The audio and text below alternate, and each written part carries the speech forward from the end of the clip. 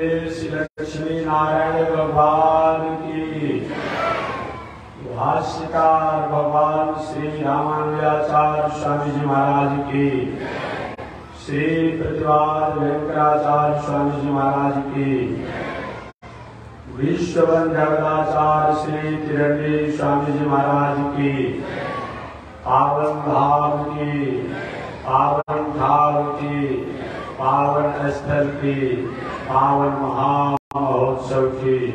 जय जय श्री सीताराम, जय जय श्री राधेश्याम, जय जय श्री श्रीमन्नारायण, जय जय श्री भाष्यकार, जय जय श्री रामानुजाचार्य।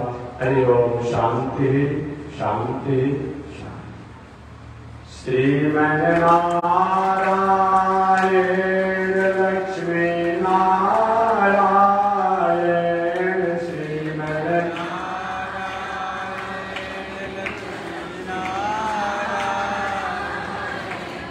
श्रीमन्नारायण नारायण नारायण, श्रीमन्नारायण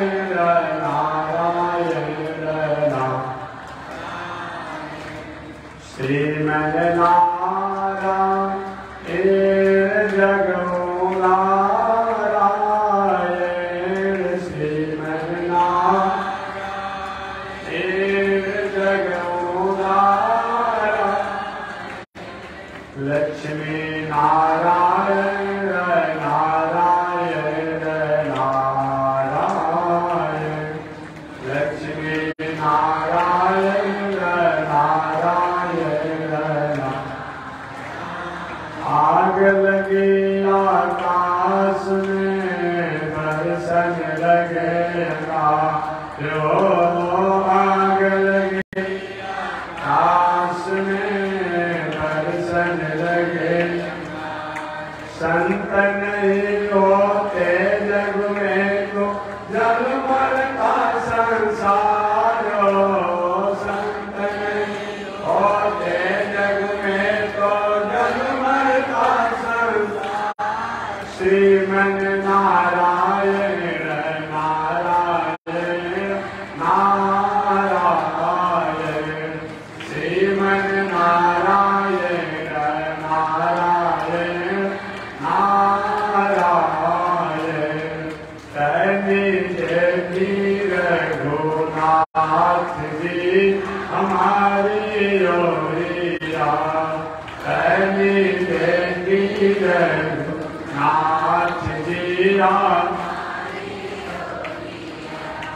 तनि ताकि रघुनाथ जी हमारी ओरिया, तनि ताकि रघुनाथ जी। बगसर में आके रवा कर के मरनी, बगसर में आके रवा कर के मरनी। गौतम नारी अहिल्या के तरनी, गौतम नारी अहिल्या के तरनी। देखी रघुनाथ जी हमारी ओरिया, तनि देखी रघुनाथ जी हमारी ओरिया, तनि ताकि रघुनाथ जी हमारी ओरिया, तनि ताकि रघुनाथ जी हमारी। श्रीमन्नारायण नारायण नारायण, श्रीमन्नारायण नारायण नारायण। लक्ष्मी नारायण नारायण नारायण, लक्ष्मी नारायण नारायण नारायण।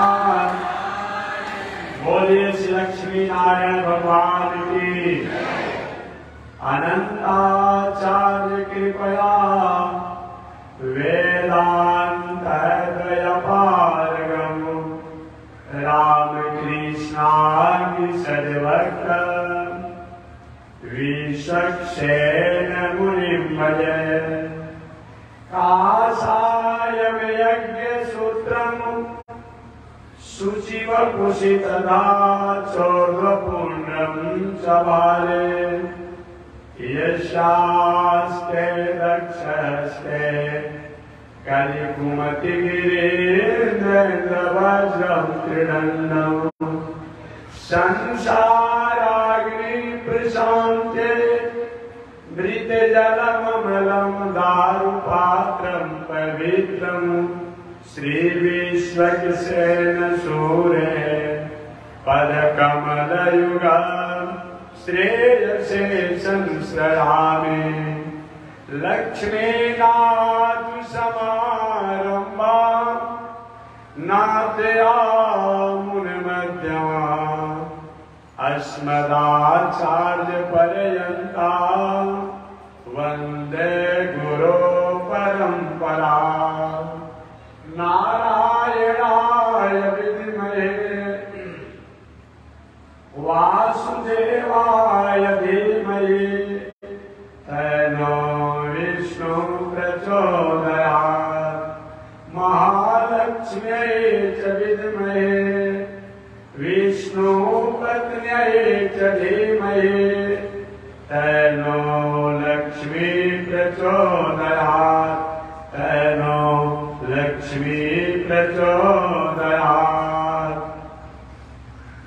परमाराध्य श्री लक्ष्मी नारायण भगवान नित्य वंदनीय पूज्य गुरुदेव श्री त्रिदंडी स्वामी जी महाराज के जुगल चरणों में कोटि नमन। भगवत भागवत आचार्य कैंकर्य पारायण महानुभाव दिल्ली की पावन भूमि से चलकर आए हुए श्री गोपाल जी महाराज द्वारा आप कथा श्रवण कर रहे थे। पावन भूमि पर पावन कथा को मैं भी निवेदन करते आता हूं। पावन कथा प्रसंग अंतर्गत मैं निवेदन किया था। धन्य है प्रहलाद जी महाराज, राक्षस कुल में दैत्य कुल में जन्म लेने के बाद भी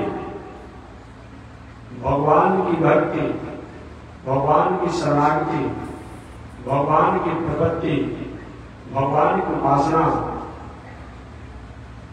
अपूर्ण है। भगवान किसी व्यक्ति के नहीं है, किसी पंथ के नहीं है, किसी विचार के नहीं है, किसी देश के नहीं है।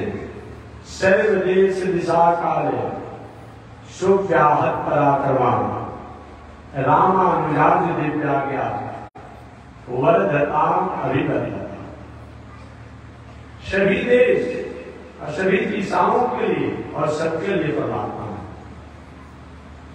भगवान ने नहीं कहने गए कि मैं देवताओं के साथ रहता हूं, भक्तों के साथ रहता हूं, ऋषियों के साथ रहता हूं तो प्रहलाद के साथ नहीं रहूंगा। ऐसा नहीं था। बस एक ही परमात्मा का वचन है, निर्मल मन सो मोहि भावा। बस एक निर्मल मन से खान पान रंग सहन उठन बैठन अगर पवित्र हो, चाहे कोई भी। भगवान कहते हैं अहम समूह धरता, मैं उसका उद्धार करता हूं, मैं उसका कल्याण करता हूं। और कहते नहीं है उदाहरण के रूप में प्रहलाद जी, जिस प्रहलाद जी के पिता हिरण्यकश्यप को भगवान ने मारा, वही प्रहलाद जी महाराज के ऊपर भगवान ने अपूर्व कृपा किया, उनको राजगद्दी पर बैठा दिया। प्रहलाद जी महाराज राजा बनने के बाद प्रजा को राष्ट्र के नाम से संबोधन करते हुए कहते हैं कि हे महानुभाव, भगवान की प्रसन्नता के लिए, भगवान की प्राप्ति के लिए, मोक्ष की प्राप्ति के लिए, आत्म कल्याण के लिए शास्त्रों में जो कुछ आचरण बताए गए हैं उनको जीवन में उतारने से भगवान की प्रसन्नता होती है और शरीर त्यागने के बाद हम मोक्ष वैकुंठ को प्राप्त करते हैं। वो कौन कौन उपाय है? कल ही मैंने याद दिलाया था, कल आज ही पर याद दिलाकर आगे बढ़ जाऊंगा। सबसे प्रथम श्रद्धा प्रेम पूर्वक गुरु और गुरु के वचनों में निष्ठा और सेवा की भावना। सबसे प्रथम श्रद्धा और प्रेम, श्रद्धा भी होनी चाहिए और प्रेम भी होनी चाहिए। दूसरा, प्रत्येक वस्तु को परमात्मा को समर्पण करके तब उस वस्तु को उपयोग में लेना, दूसरा उपाय बताया गया। तीसरा, भगवान के भक्तों से भी प्रेम करना चाहिए। भगवान से तो प्रेम करें, भगवान के भक्तों से भी प्रेम करिए। चौथा, विधि से भगवान की पूजा यजन करना चाहिए। मन में आवे, मनमाने ढंग से नहीं, शास्त्र की जैसी परिपाटी हो उसके अनुसार पूजा यजन उपासना करना चाहिए। पांचवा, भगवान की कथा को बार बार सुनना चाहिए। सुनने से एक न एक दिन हमारे दिल, दिमाग, मन, बुद्धि पर प्रभाव पड़ता है। छठवां, भगवान के नाम, गुण, रूप, धाम, लीला सब में निष्ठा करनी चाहिए। नाम का भी उतना ही महत्व है जितना रूप का है, रूप का उतना ही महत्व है जितना लीला का है, लीला का उतना ही महत्व है जितना धाम का है, भगवान का धाम का उतना ही महत्व है जितना गुण है। ऐसे सब में प्रेम भाव होना चाहिए। अगला, भगवान द्वारा निर्देशित, आदेशित जो भी धर्म है उनसे कभी उदास नहीं होना। भगवान के मंदिर और मूर्ति में भगवान का स्वरूप मान करके उनकी सेवा यजन करना चाहिए। अगला बताया गया, काम, क्रोध, लोभ, मोह, मद, मत्सर पर विजय प्राप्त करने की चेष्टा करना चाहिए। काम क्या है? काम किसे कहते हैं? अगर आप गृहस्थ आश्रम में परिवार पत्नी के साथ हैं, वैवाहिक मर्यादा को आपने स्वीकार किया है, तो अपनी पत्नी के साथ मर्यादा में रहते हुए दुनिया में जो भी नारियां हो, स्त्रियां हो, उनके प्रति आदर की भावना, आदरणीय भावना होना, संभव हो तो माता के समान भावना होना, ये क्या है? काम पर विजय प्राप्त करना है। क्रोध, जिस क्रोध करने से अपना लाभ होता हो, अपना फायदा होता हो और दूसरे का नुकसान पहुंचता हो, ऐसा क्रोध नहीं करना चाहिए। इस पर विजय प्राप्त करना चाहिए। इस क्रोध से राष्ट्र का, समाज का, प्राणियों का, परिवार का, संस्था का कहीं विकास हो रहा हो तो वहां को बड़ा होना ही चाहिए। यदि खलदंड करहु नहीं तोड़ा तो भ्रष्ट हो ही सुखी मार्ग। घर में कोई मालिक हो, घर के छोटे बालक भाई जब नहीं पढ़ेंगे क्या करेंगे? वहां खड़ा होइए, नहीं पढ़ोगे तो भोजन नहीं देंगे, कपड़ा नहीं देंगे, रहने नहीं देंगे। एक क्रोध नहीं है, देखने में मालूम पड़ता है कि क्रोध है, एक क्रोध नहीं है। कि ऐसा शासन न किया जाएगा तो सब के सब लोग मार्गों से भटक जाएंगे। काम, क्रोध, लोभ, सभी लोग जो है नरक का द्वार नहीं है। आप खेती, व्यापार, नौकरी करते हैं, अध्ययन अध्यापन करते हैं और उसमें आपके मन में लोभ हो रहा है कि भगवान हमको लाख रुपया हो जाता, आपने खेती से, व्यापार से, नौकरी से, तो स्वाभाविक कोई भी व्यापार करता है 100 रुपया का तो चाहता जरूर है कि हमें कम से कम 125 रुपया फायदा, 25 रुपया का फायदा है। ये लोग नहीं है। लोग वो है कि 100 रुपया के व्यवसाय कर रहे हैं, 100 रुपया का वस्तु है, आप 500 रुपया बनाने के लिए 2 नंबर का काम करते हैं। ये लोग जो है नरक का द्वार है। काम, क्रोध, लोभ, मोह, सभी मोह जो है नरक का द्वार नहीं है। ये दुनिया में जो भी परिवार के लोग, दुनिया में 2 प्रकार के दर्शन बताया गया है। एक तो बताया कि दुनिया से त्याग संभव नहीं है, किसको किसको त्यागेगा? परिवार, पत्नी, बाल बच्चे, भाई बंधु, कितना त्याग करेंगे? पूरा जीवन बीत जाएगा त्याग करते करते, तभी कुछ अधूरी रह जाएगी। तो करें क्या? सब परमात्मा काम मान करके हम उसे समझ आगे।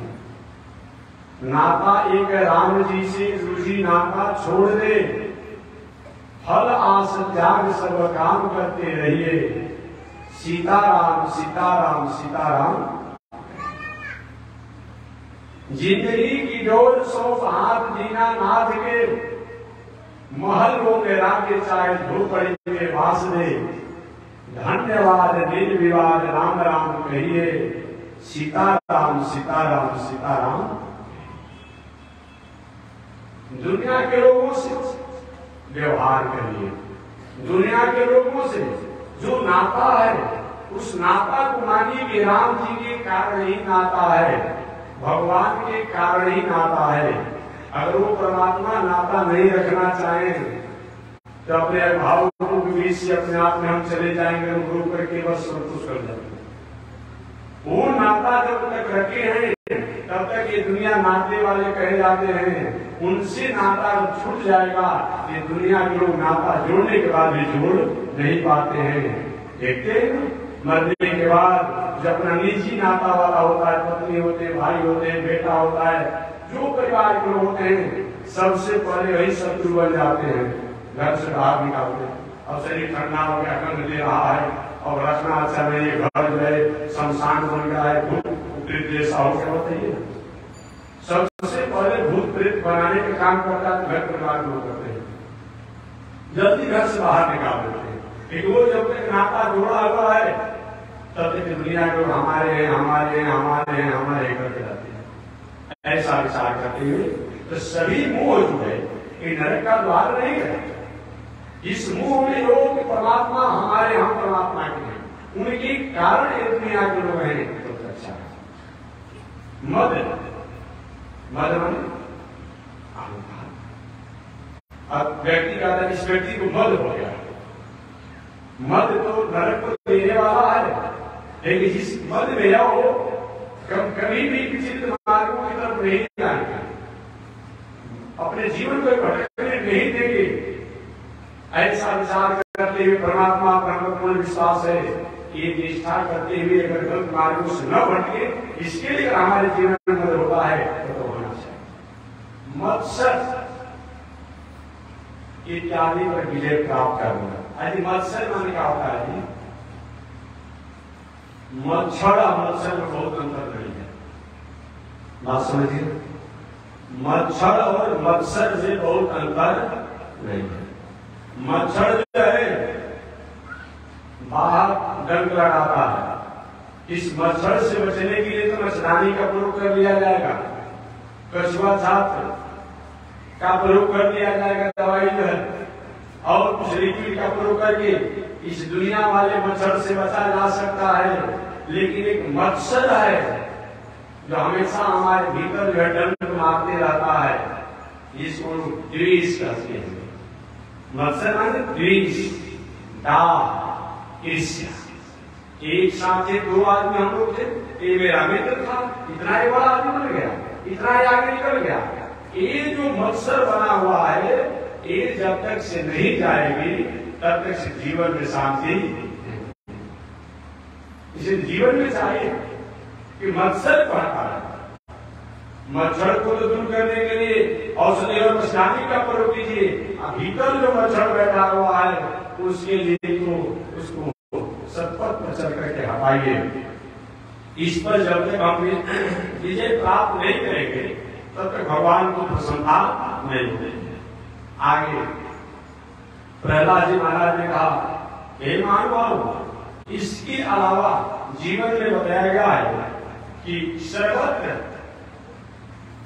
भगवान की सत्ता को मानना। मंदिर में परमात्मा है, बात सत्य है। मंदिर में परमात्मा है, सत्य बात है। लेकिन केवल मंदिर में ही ईश्वर नहीं होते। मंदिर में यदि ईश्वर होते तब प्रहलाद जी कब से ईश्वर को प्राप्त करते। मंदिर में ही केवल परमात्मा होते, मीरा जी को विष पिलाया गया, सड़कों से घसवाया गया, आगे अच्छा कृष्ण। तो मानना चाहिए कि मंदिर में रहने वाले जो परमात्मा है, वैकुंठ में रहने वाले जो परमात्मा है, वो हमारे और मानवों में है। ऐसा विचार करके कहीं भी उपद्रव नहीं करना, इस तरह से जीवन जीना चाहिए। आगे ईश्वर भगवान को प्रसन्न करने के लिए मोक्ष प्राप्ति, मुक्ति प्राप्ति, वैकुंठ प्राप्ति के साधन बताए गए। पुनः श्री प्रहलाद महाराज कहते हैं, इन साधनों के अलावा 10 साधन को और अपने जीवन में अपनाना चाहिए। जो पहले बताया उसके अलावा 10 साधन और जीवन में अपनाना चाहिए। उसमें सबसे प्रथम बताया गया है मौन। मौन का मतलब मौनी बाबा बन जाइए, एक मतलब होता है। मौन माने मौनी बाबा नहीं, क्या रखिएगा, एक मौनी बाबा बने इशारे में सब काम कर रहे हैं, नहीं। मौन का मतलब मौन आत्मनिग्रह। योग में भी पातंजल योग दर्शन में जहां पर अष्टांग योग की बात आती है पातंजलि जी महाराज के योग दर्शन में, उस पातंजलि जी के योग दर्शन के अनुसार जहां अष्टांग योग की बात आती है, उन अष्टांग योग में भी मौन की बात आई है। तो वहां बताया गया है धृति क्षमा, मौन आत्मनिग्रह, माने मौन आत्मनिग्रह।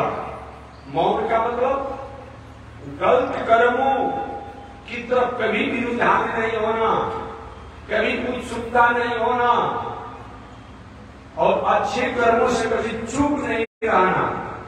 ये क्या है? मौन है। अर्थात गलत कर्म हो, गलत व्यवहार हो, गलत संस्कार हो, गलत संगत हो इत्यादि के प्रति रुझाने नहीं होना, ये मौन है। ये मौन है। ये बात नहीं कि छुट्टा फोन लगा नहीं मौन होता है।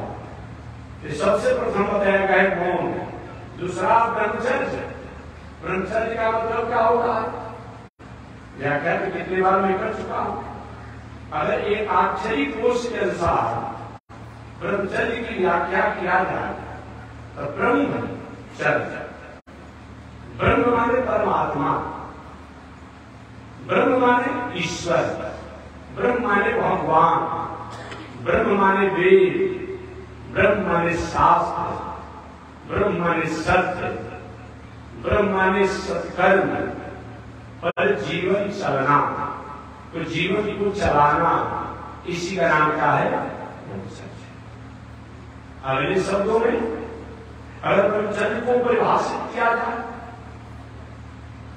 तो एक नारी ब्रह्मचारी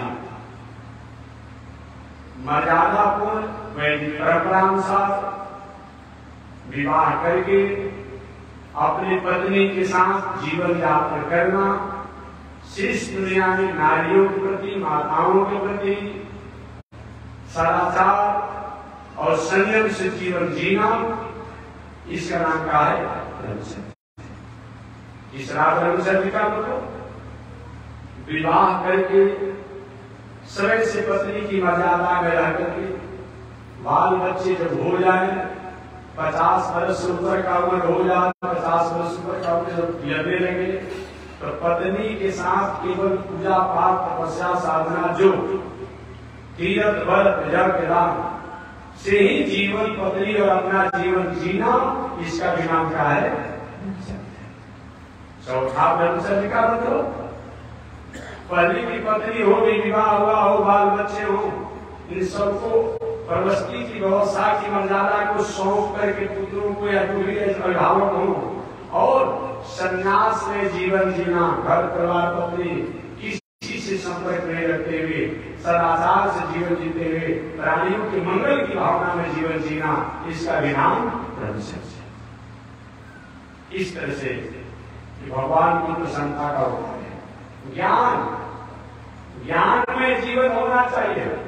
ज्ञान किसे कहते हैं? उपनिषद की बात किया जाए तो उपनिषद किया जाए कि इनके ज्ञान, वेद की बात किया जाए तो वेद में भी मुक्ति बताया गया है कि ज्ञान से ही मुक्ति होती है। उपनिषद में भी कहा गया है कि ज्ञान से ही मुक्ति होती है। कि ज्ञान का मतलब क्या होता है? केवल अपने बारे में जान लेना, केवल प्रकृति के बारे में जान लेना नहीं। ज्ञान का मतलब इस दुनिया का नियंता और नियामक कौन है, उसके बारे में जानना, ब्रह्म के बारे में जानना, प्रकृति के बारे में जानना, माया के बारे में जानना, जीव के बारे में जानना, ये क्या है? ज्ञान है। आज जानने के बाद अंत एक मानना कि प्रकृति हो, वह जीव हो, वह माया हो, ये किसके द्वारा नियंत्रित होता है, उनमें जाकर के अपने दिल दिमाग में बुद्धि को उसी में लय कर देना, इसका नाम क्या है? ज्ञान। तब में जीवन जीना चाहिए, मोक्ष के साधन है। तब मैंने त्यागमय। अगर एक दो वस्तुओं से काम चल रहे हो, उसी में चलाना चाहिए। आयासी विलासी जीवन नहीं जीना, भोग वादिता में जीवन नहीं जीना। वांति जीएंगे, इच्छाएं अनंत है, कितना पूर्ति करेंगे?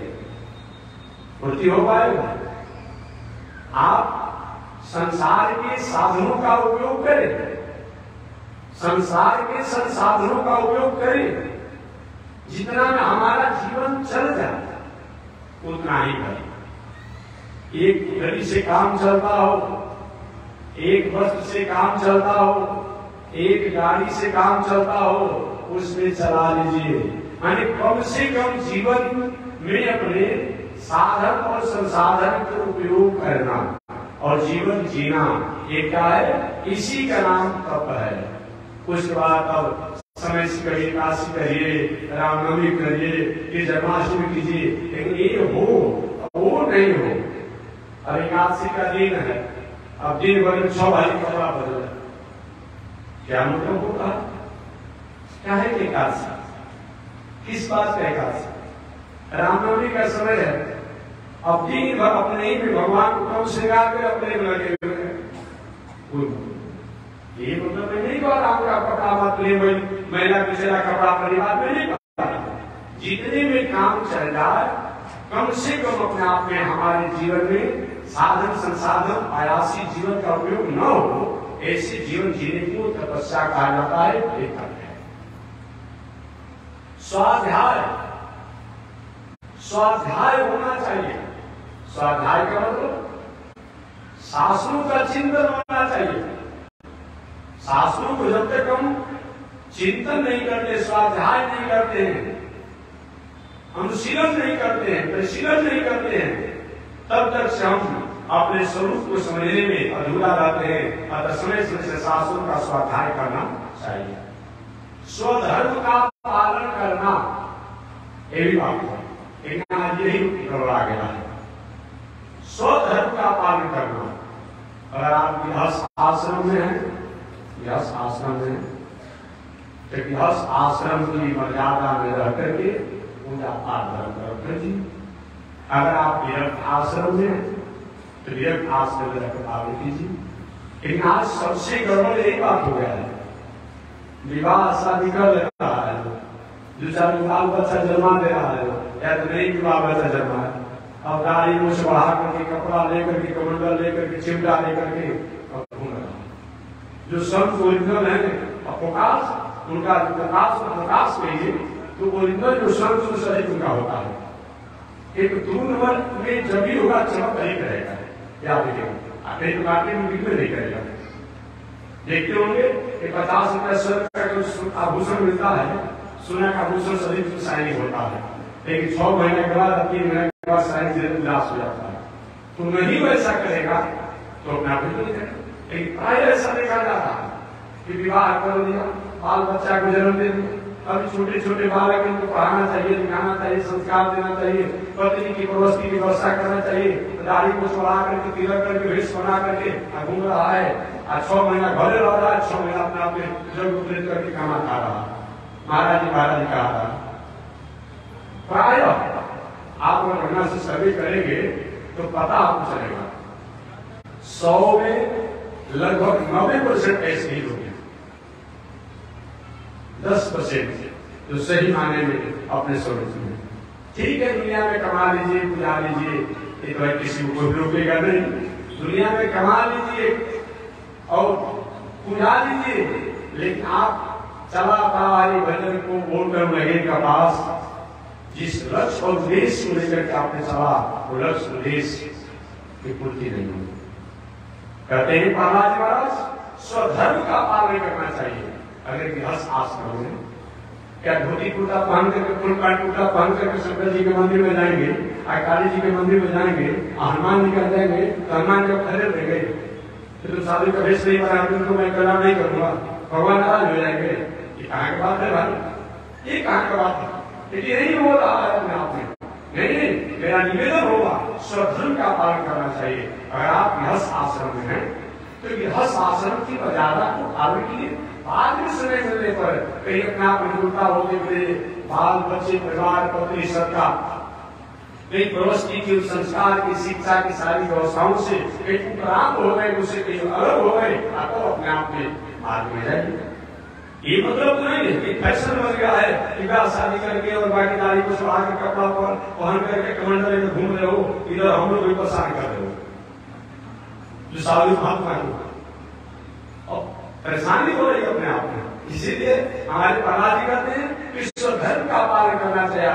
केवल प्रहलाद जी नहीं कर रहे, श्रीमद् भगवत गीता में भगवान श्री कृष्ण ने भी कहा स्वधर्म स्वधर्म स्वधर्म धर्म श्रेयो पर धर्म भाव।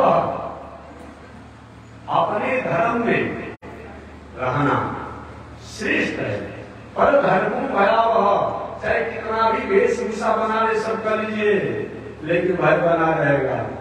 रावण राक्षस था, अपने राक्षसी में था, लेकिन ये भी जब सन्यासी का वेश बनाकर सीता जी को हरण करने गया तो भले सीता जी को हरण कर लिया, लेकिन देखता है कोई आप न जाए, कोई देख मुझे कोई पहचान नहीं। काल में भी साधु का वेश बनाया, हमेशा अपने आप में धैर्य था। हम अगर दूसरे के धर्म में रहते हैं, दुनिया कहे या न कहे, दुनिया जाने या न जाने, लेकिन हम तो जानते हैं अपने बारे में हम कौन है, हम क्या कर रहे हैं। इसीलिए सब धर्मों का पालन करना चाहिए। शास्त्र ज्ञान, शास्त्र का ज्ञान होना चाहिए। आज तो ऐसा चल नहीं रहा है, इसलिए शास्त्र ज्ञान होना चाहिए। उसके द्वारा ही हम जगत को और जगदीश को जान पाते हैं, सत्य असत्य को जान पाते हैं, नीति अनीति को जान पाते हैं, न्याय अन्याय को जान पाते हैं। एक कहीं कर्म जो है कहीं पूर्ण हो जाता है, कहीं पाप हो जाता है। एक कहीं व्यवहार कहीं पूर्ण भी हो जाता है, कहीं पाप हो जाता है। इसको अगर शास्त्र से जानेंगे तब तो, इसीलिए शास्त्र का ज्ञान होना। जब समय निकाल करके भगवान के नामों का जप भी करना चाहिए, मोक्ष प्राप्ति के साधन बताए गए।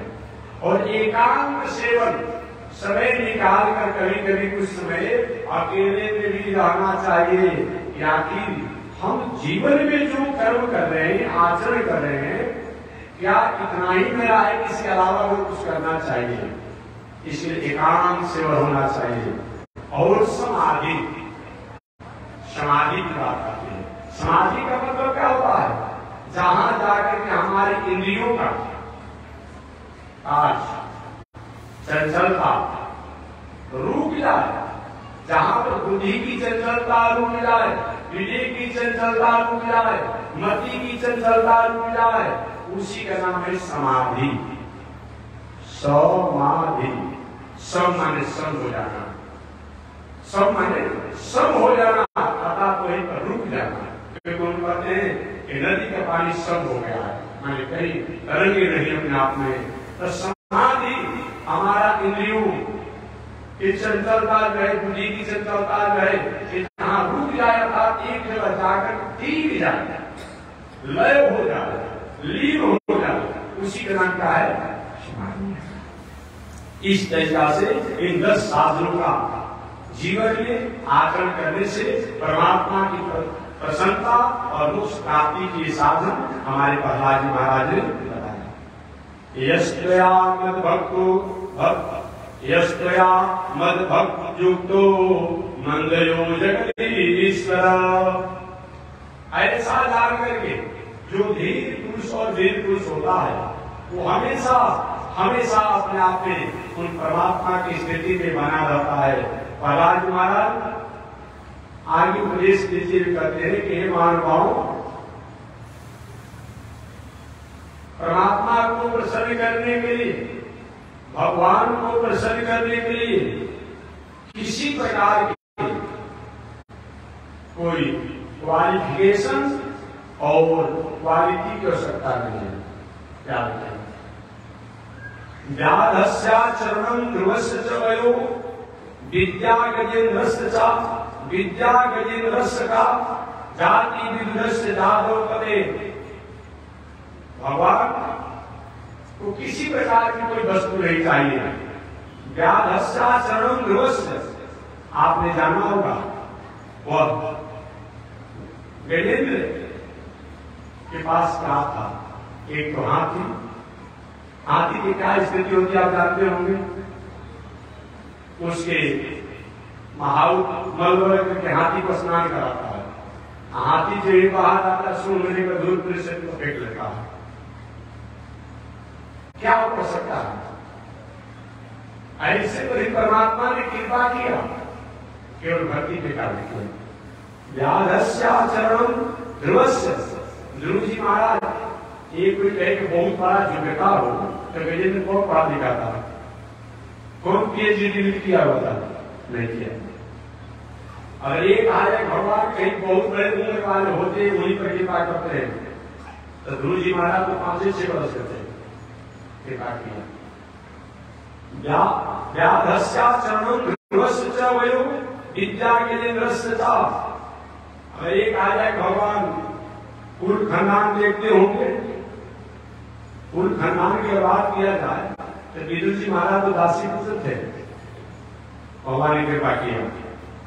एक आ जाए कि पौरुष, अरे भगवान प्रसन्न होते हैं, जो हटा कटा कुटा 50 साल का 10 मिनट का हो, अपने आप में भगवान हो, उसी भगवान प्रसन्न होते। वो जादू के पास क्या था जी? पलायन हो चुके थे, भगवान ने कृपा किया। एक आ जाए बहुत सुंदर कोई हो, उसी पर भगवान प्रसन्न होते हैं।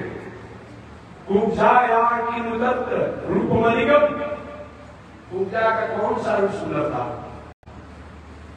3 अंगों से चढ़ी थी। तेरी भगवान ने उस पर कृपा किया। एक आ जाए कि कहीं धन संपत्ति जिसके पास हो, उसी पर भगवान प्रसन्न होते हैं। तब सुदामनो धनम, सुदामा जी के पास कौन सा धन था?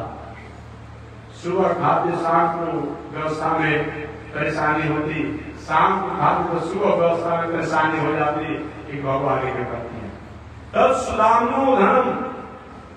तब ये पूछा जाए कि आखिर भगवान प्रसन्न कैसे होते हैं? तो अंतिम यही निर्णय है कि एकमात्र भक्त्या तुष्यति केवलम परया भक्ति प्रियो माधव।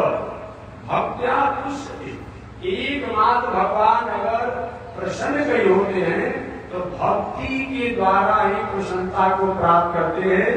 परया भक्ति प्रियो माधव, वह माधव भक्ति के द्वारा ही प्रसन्न होते।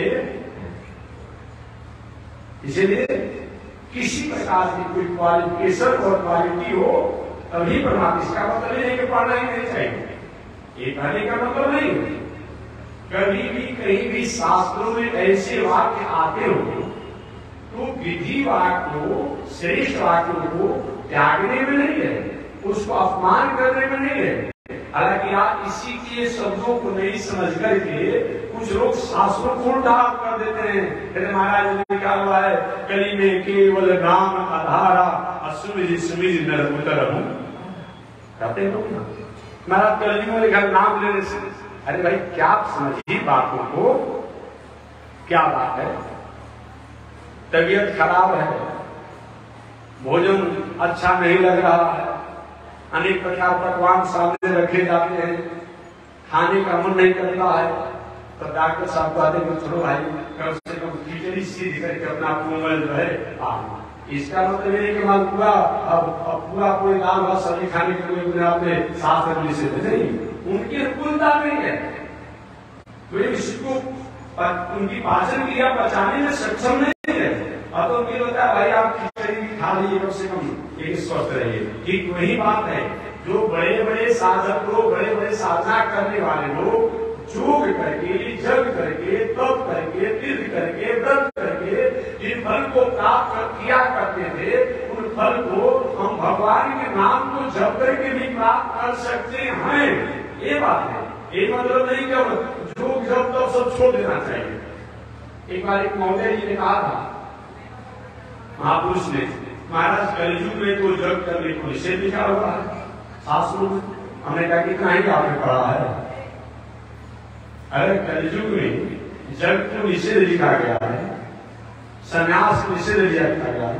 उन्होंने कहा आधा अक्षर पढ़े होंगे, आधा अक्षर पढ़ने से शास्त्रों को आगे पढ़िए और पीछे पढ़िए। केवल वाक्यों को पढ़कर प्रमाण देने में तो भ्रम हो सकता है। एक बार उदाहरण देकर तब आगे मैं आ जाऊंगा। एक बार एक नटखट स्वभाव के मौलाना साहब थे, नटखट स्वभाव के। उन्होंने तय किया था आज सभी को मैं हैरान करूंगा, ऐसा वाक्य कहूंगा लोग बड़े बड़े पुराने मौलाना लोग हमारे सामने नतमस्तक हो जाएंगे, हैरान हो जाएंगे।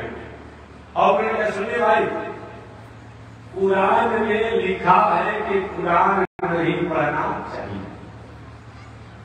कितनी बड़ी आश्चर्य बात है। आजकल के नया नया विचारक तो यही बात करता है कि वेद में लिखा है, शास्त्र में लिखा है, अमुक में लिखा है, रामायण में कई प्रमाण देता है, लोग रामचरित मानस में लिखा है। तो थोड़ा नए थे, जुआ थे। एक पुराने जितने भी मौलाना है सब में आसन में डाल दिया। उन्होंने कहा कि कुरान में लिखा है कि कुरान नहीं पढ़ना चाहिए। बड़ी हैरान हो गए।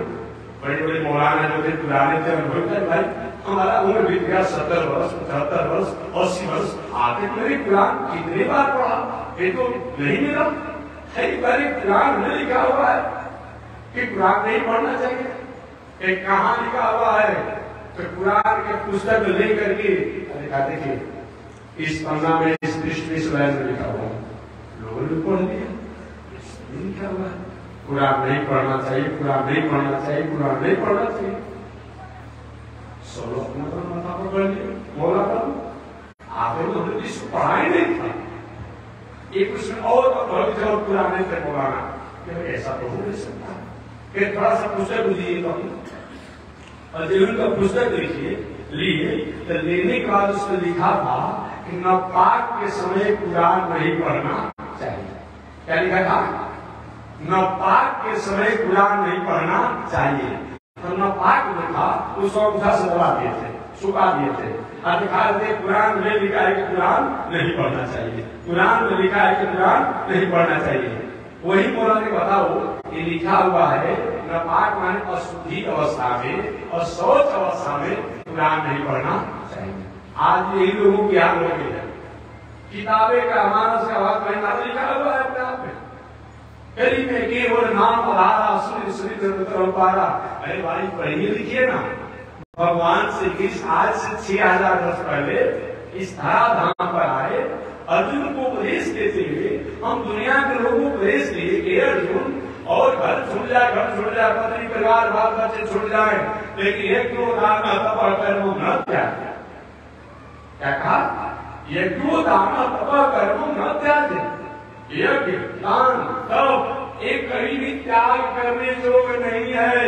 एक तरफ भगवान श्री कृष्ण ने कहा कि किसी काल में किसी समय में यज्ञ दान तप को त्याग नहीं किया जाएगा, और दूसरी अगर कहीं मानस का बात में आकर के मानस को कह देंगे तो मान होगा। समन्वय करना पड़ेगा आपको समन्वय कैसे करेंगे आप? इसलिए रामचरित मानस में मानस का कहा था कि प्रथम मुनि जी कीरत गाई। हे महाराज मैं जो भी लिख रहा हूँ पढ़ रहा हूँ मेरा नहीं है, प्रथम मुनियों ने जो गायन किया लिखा है उसी पर मैं चल रहा हूँ, उसी को लिख रहा हूँ। ऐसा वाला तुलसीदास कहेंगे और फिर कृष्ण भगवान के वचनों को अपने आप में खंडन करेंगे, हो ही नहीं सकती है। वो भाव शंकर जी ने पार्वती जी को उपदेश दिया है राम कथा का, वो खंडन होगा। इसलिए शास्त्रों का समन्वय करना पड़ेगा, शास्त्रों का समन्वय करना पड़ेगा, अन्यथा कहीं भी भ्रमित हो सकते हैं। तो किसी किताबों में ग्रंथों में ऐसी कोई बात आती हो तो समझना चाहिए इसका तात्पर्य नहीं कि हम अपने आप में तपस्या जग दान सब छोड़ दें। नाम अर्थात हमारे पास जग करने के पास धर्म नहीं है, तप करने की ऐसी कोई हमारे पास ताकत नहीं है, तीर्थ करने की कोई हमारे पास स्थिति नहीं है, तब क्या करें? भगवान के नाम को लेकर के भी उच्चारण करके भी जप करके भी कीर्तन करके भी हम उस फल को प्राप्त कर सकते हैं जिस फल को जग द्वारा, दान द्वारा, तप द्वारा, योग द्वारा, साधना द्वारा, तीर्थ द्वारा प्राप्त किया जाता है। इस प्रकार से समन्वय करना, अन्यथा समन्वय नहीं करेंगे तो आप शास्त्रों से शास्त्रों का खंडन कर देंगे। इसलिए वेदार्थो निषेधव्य स्मृति इतिहास पुराण, वेदार्थो वेद का अर्थ निश्चितव्य निश्चय किया जाता है, स्मृति इतिहास पुराण, स्मृति द्वारा इतिहास द्वारा पुराण द्वारा। ये बताया गया। साधारण किताब के अर्थ लगाने के लिए हमें सहायक पुस्तिका की आवश्यकता पड़ती है, चंद्रिका की आवश्यकता पड़ती है। अब इन शास्त्रों के अर्थों पर फिर से लगाएंगे आप भटक जाएंगे। इसलिए शास्त्रों का अर्थों लगाने के लिए अन्य ग्रंथों में पढ़ना पड़ेगा, अन्य शास्त्रों को जानना पड़ेगा, तब उसी अर्थों को हम समझ पाएंगे। यही बताएंगे हमारे प्रहलाद महाराज ने कहा, हे मानव भगवान को प्रसन्न करने के लिए भक्ति के द्वारा परमात्मा जैसी प्रसन्नता को प्राप्त करते हैं और कहीं नहीं देखा जाता है। अर्थात भक्ति में कुछ करना नहीं पड़ता है, केवल अपने भाव को, अपने वस्तु को, अपने व्यवस्था को परमात्मा को मान करके, परमात्मा को अर्पण करके उस वस्तु व्यवस्था को अपने जीवन के उपयोग में लिया जाता है। इसलिए भक्ति प्रियो माधव, ऐसे माधव भक्ति से प्रसन्न होते हैं। आगे प्रहलाद जी महाराज ने कहा, जीवन में व्यक्ति के पास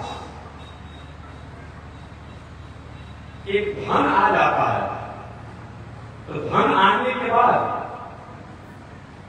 व्यक्ति में कुछ न कुछ दोष आने की संभावना बन जाती है। वो अविश्वास हो जाता है, अहंकार, दर्प, द्वेष इत्यादि। जब ईश्वर प्रतिष्ठा मान सम्मान प्राप्त हो तो प्राप्त करने के बाद निश्चित रूप से चाहिए कि व्यक्ति को इसको प्राप्त होने पर हमारे में अहंकार होता है। आप बहुत परिश्रम करके बक्सर जाकर के वहां से गंगाजल लाइए, पहले शंकर जी का रुद्राभिषेक करना है, नवरात्र के समय पूजन करेंगे, पितरों का पूजन करेंगे, कितना श्रम करके आप गंगा जी जल आइए, और यहाँ आने के बाद उस गंगा जल में एक घूंट शराब डाल दीजिए, पूजन के काम लायक रहेगा, जजन के काम लायक रहेगा। ठीक वही बात है, हमारे द्वारा कर्म तो किए जाते हैं, पुरुषार्थ किए जाते हैं, लेकिन उस अहंकार और दम रूपी अगर मदीना टपक जाता है तो कर्म करने का कोई मतलब नहीं होता है। इसलिए जीवन में हमें चाहिए कि अहंकार का, दम का, अनिति का कहीं मदीना हमारे कर्मों पर न टपके, इस पर बार बार ध्यान देना चाहिए। आगे कहते हैं, मन में धनाभिजन रूपतपा सुतौ तेज प्रभाव बलौ पौरुषम।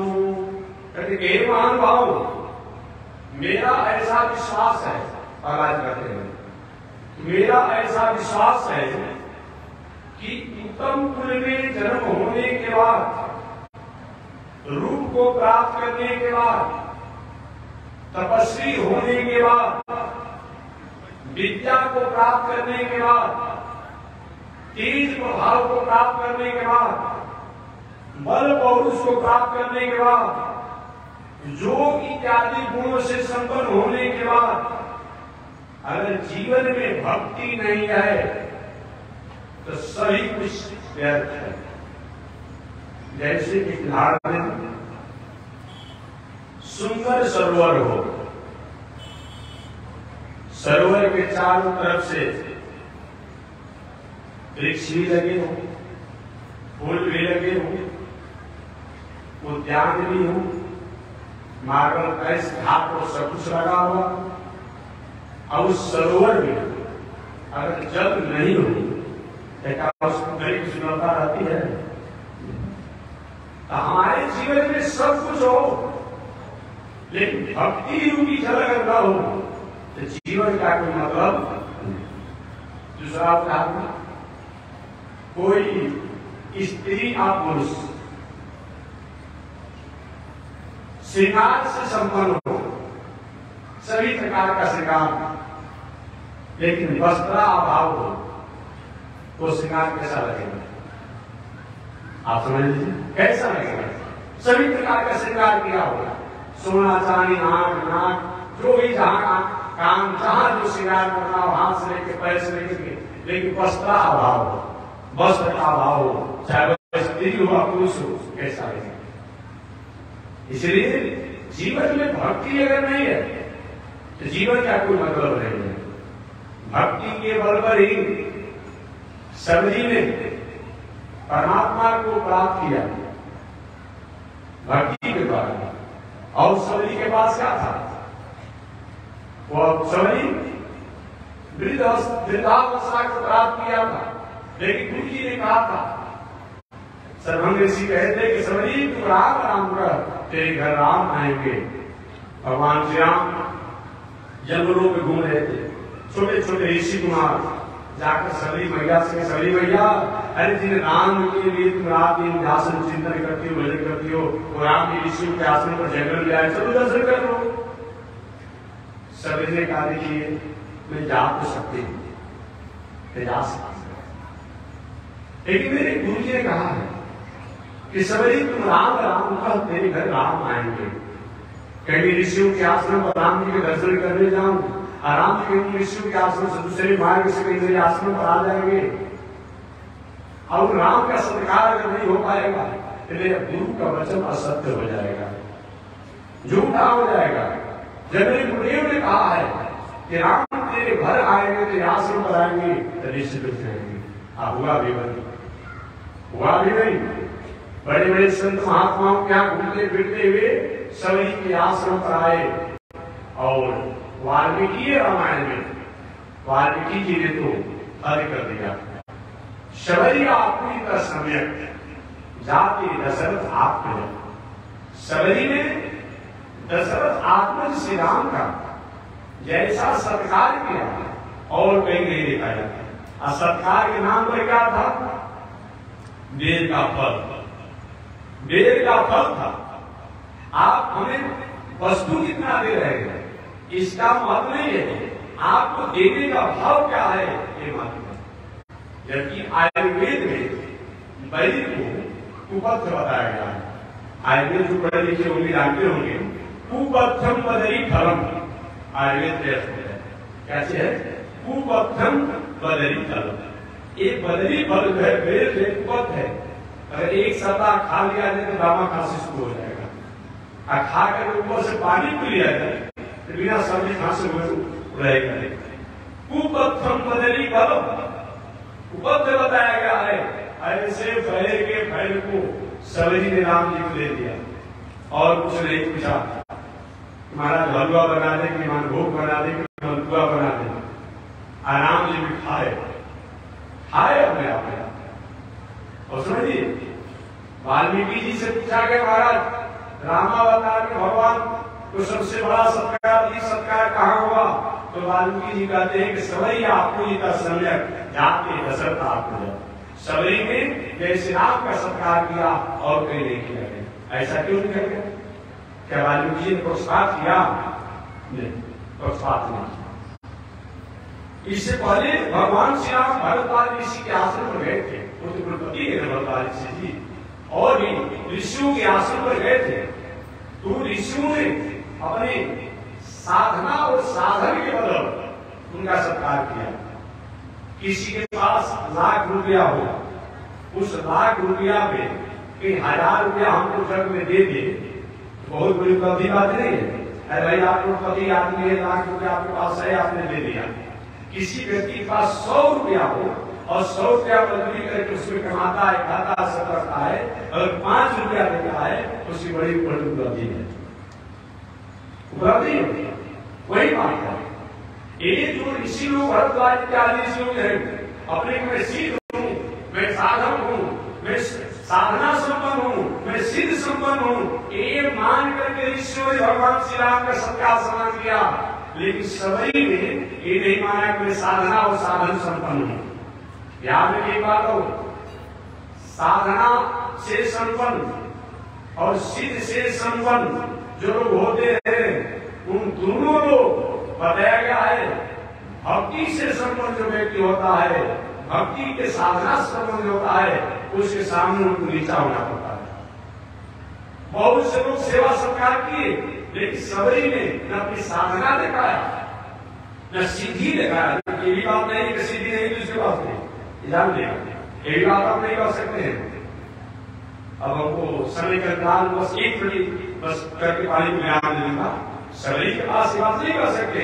आपने सुना होगा, कथा पढ़ा होगा, वाल्मीकि रामायण, ये संस्कृत के रामायण, ये संस्कृत रामायण है। वाल्मीकि रामायण, आध्यात्म रामायण, काकभूषुंडी रामायण, लोमस रामायण, जो वशिष्ठ रामायण, ये सब संस्कृत के रामायण। इन सभी रामायण में लिखा हुआ है। भगवान श्री राम जब सवरी के आश्रम पर आए, तो आश्रम पर आने के बाद सवरी माता से पूछे कि सवरी, ये सरोवर के जल लाल क्यों है? सरोवर के जल लाल क्यों है? खून जैसा लाल होगा, पीठ जैसा अपने आप से बदबू आ रही है, ऐसा क्यों जल है?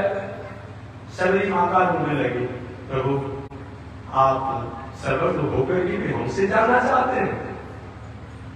तो बता रहे हैं, एक गुरुदेव ने सरोवर के जल को साफ कर दिया, जिसके कारण एक खून पीप के समान इसमें से दुर्गंध आते। इसमें पंछी से लेकर चिड़िया से लेकर कोई भी इस जल को छूता तक नहीं है, पीने के बाद तो अलग गंध आता है। ऐसा कि बदल से साफ कर दिया।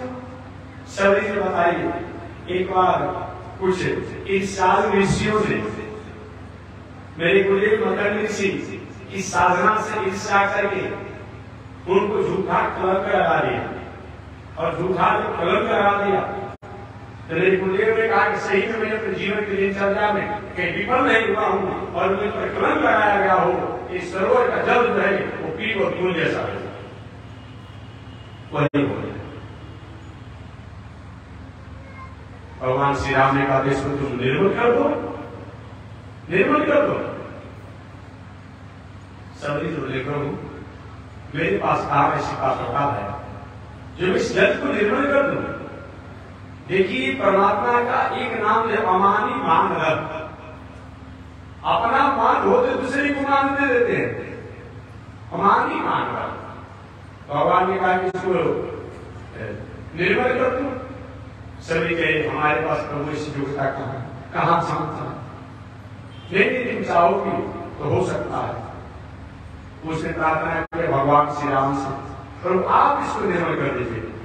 भगवान ने कहा नहीं माता, तुम्हारे द्वारा निर्भर होगा, तुम्हारे द्वारा निर्भर होगा। दुनिया के लोग जानते हैं कि बक्सर के ऐरौली में गौतम ऋषि की पत्नी अहल्या को राम जी ने तार दिया।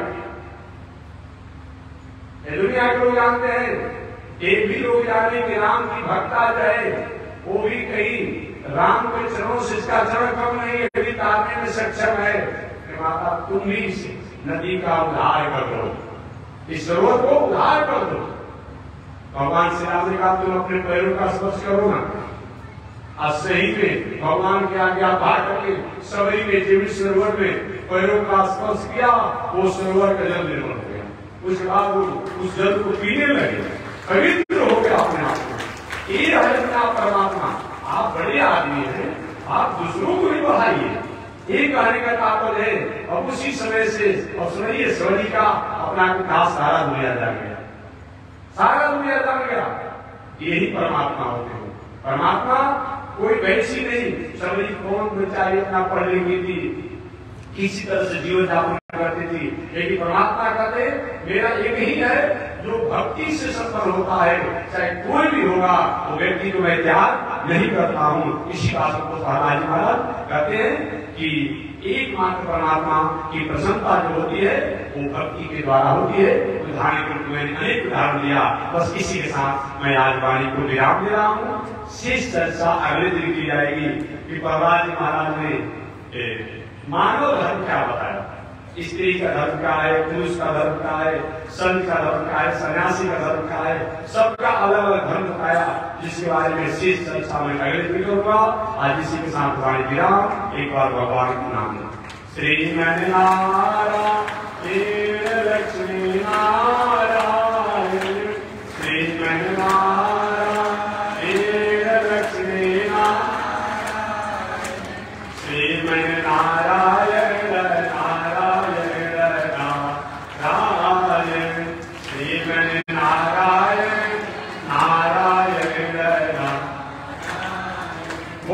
लक्ष्मी नारायण भगवान की हरि ओम। शांति शांति शांति।